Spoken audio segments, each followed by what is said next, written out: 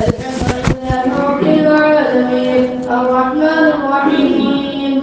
مالك يوم الدين إياك نعبد وإياك نستعين اهدنا الصراط المستقيم صراط الذين أنعمت عليهم غير المغضوب عليهم ولا الضالين ليس البر أن تولوا وجوهكم قبل المشرق والمغرب ولكن البر من آمن بالله واليوم الآخر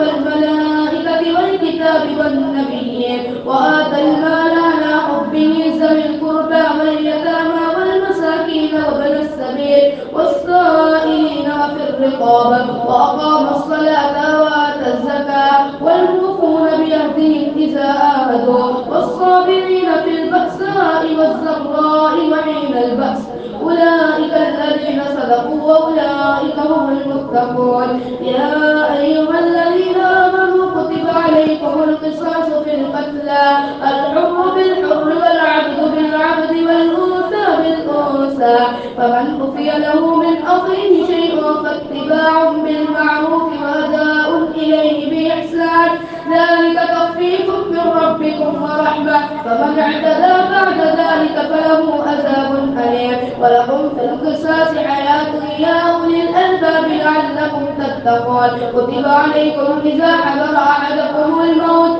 إن ترك خيرا الوصية للوالدين والأقربين بالمعروف حقا على المتقين فمن بدله بعدما سمعه فإنما اسمه على الذين يبدلونه إن الله سميع عليم فمن خاف من موص جنفا أو إثما فأصلح بينهم فلا إثم عليه إن الله غفور رحيم يا أيها الذين آمنوا كتب عليكم الصيام كما كتب على الذين من قبلكم لعلكم تتقون أياما معدودات فمن كان منكم مريضا أو على سفر فعدة من أيام أخرى وعلى الذين يطيقونه فدية طعام مسكين فمن تطوع خيرا فهو خير له وأن تصوموا خير لكم إن كنتم تعلمون شهر رمضان الذي أنزل فيه القرآن هدى للناس وبينات من الهدى والفرقان فمن شهد منكم الشهر فليصم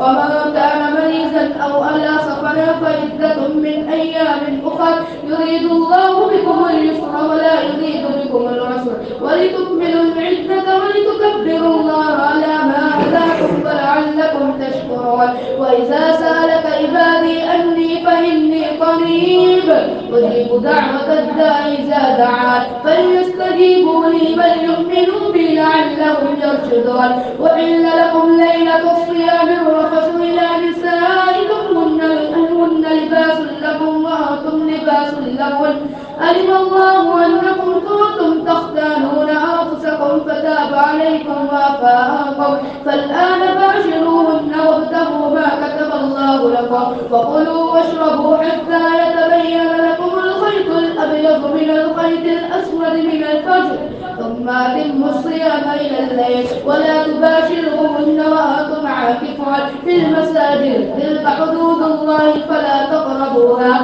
كذلك يبين الله آياته للناس لعلهم يتقون ولا تأكلوا أموالكم بينكم بالباطل وتدلوا بها إلى الحطام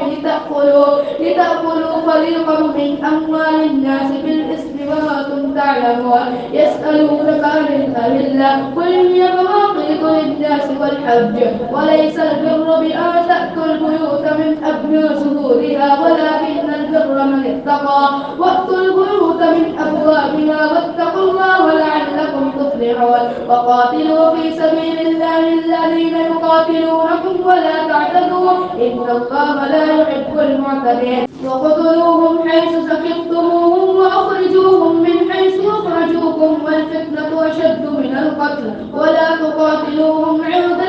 المسجد الحرام حتى يقاتلوكم فيه فإن قاتلوكم فاقتلوهم كذلك جزاء الكافرين فإن انتهوا فإن الله غفور رحيم وقاتلوهم حتى لا تكون فتنة ويكون الدين لله فإن انتهوا فلا عدوان إلا على الظالمين الشهر الحرام بالشهر الحرام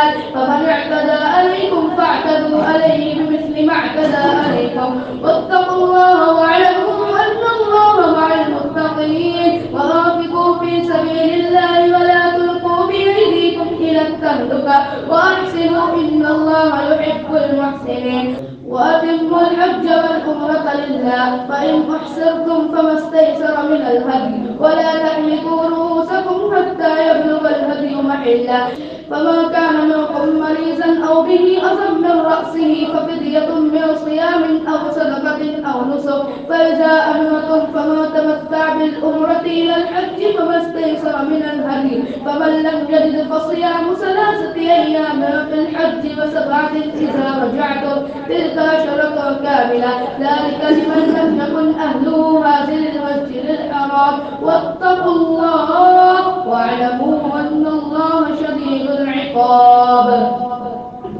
الحج أشهر معلومات فمن فرض فيهن الحج فلا رفث ولا فسوق ولا جدال في الحج وما تفعلوا من خير يعلمه الله وتزودوا فإن خير الزاد التقوى واتقون يا أولي الألباب ليس عليكم جناح أن تبتغوا فضلا من ربكم فإذا أفضتم من عرفات فاذكروا الله عند المشعر الحرام واذكروه كما هداكم ولو كنتم من قبله لمن الضالين ثم أفيضوا من حيث أفاض الناس واستغفروا الله إن الله غفور رحيم فإذا قضيتم مناسككم فاذكروا الله كذكركم آباءكم أو أشد ذكرا فمن الناس من يقول ربنا آتنا في الدنيا وما له في الآخرة من خلاق ومنهم من يقول ربنا آتنا في الدنيا حسنة وفي الآخرة حسنة وقنا عذاب النار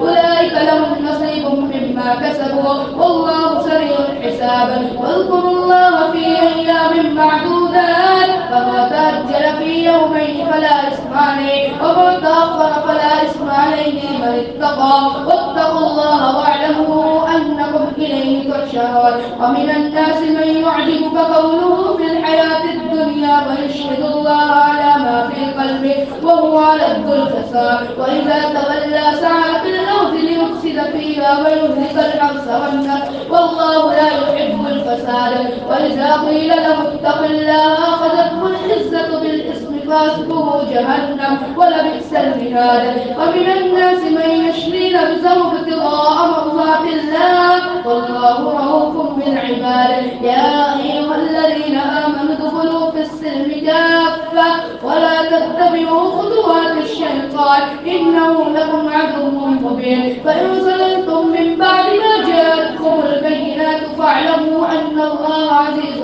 حكيم هل ينظرون إلا أن يهديهم الله في ظلل من الغمام والملائكة وقضي الأمر وإلى الله ترجع الأمور.